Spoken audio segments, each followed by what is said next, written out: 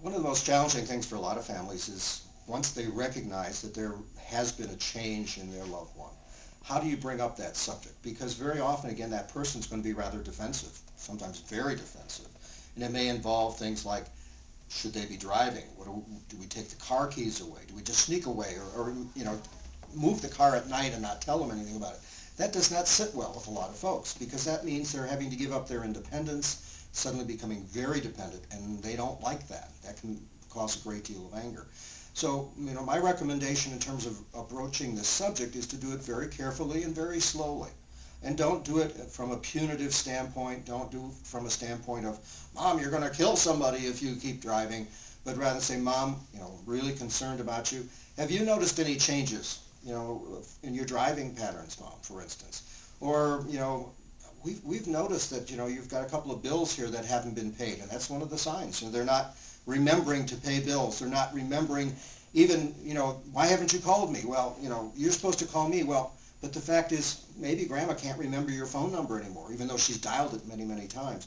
So tactfully, slowly bring up the issue and do it over time, rather than having a big confrontation. This is not the time for an encounter with Grandma or Grandpa about their living situation, about their life, and about their mental status. But bring it up over time, hopefully get them to talk a little bit about it. If they have a situation where they do something that's unusual, and kinds of things can happen. I mean, literally, suddenly Grandma puts her car keys in the freezer. Well, that makes absolutely no sense. And then when you go looking for it, you may find it in the freezer, and you go to Grandma and say, well, why did you do that? And she'll say, I didn't do that. Somebody else must have put it there. That's the time when you slowly back off, but over time begin to say, no, Grandma, remember last week when you couldn't find your car keys? You put them in the freezer. Oh, okay.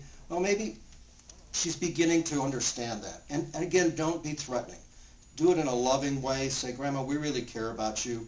We're here for you. You've always been great for us. Now we're going to have to maybe go through a process of us helping you a little bit more. It's called role reversal. And it's a tough one because Grandma's always been in charge. She's been Mama. Grandfather's been grandfather and father. And suddenly now the children are kind of having to move forward. And so you do that type of thing. And one final note I would make on this, in addition to being calm and cool about it and trying just to present some, somewhat factual information, make sure that you've discussed this with your other siblings, other kids in the family. The last thing you want is what I refer to as a sandbox fight. And this is a fight just like we used to have when we were 3 or 4 playing in the sandbox at home, and you throw sand at them and, da-da-da-da. Well, I have seen families very often have a sandbox fight over what's right and good for Mom.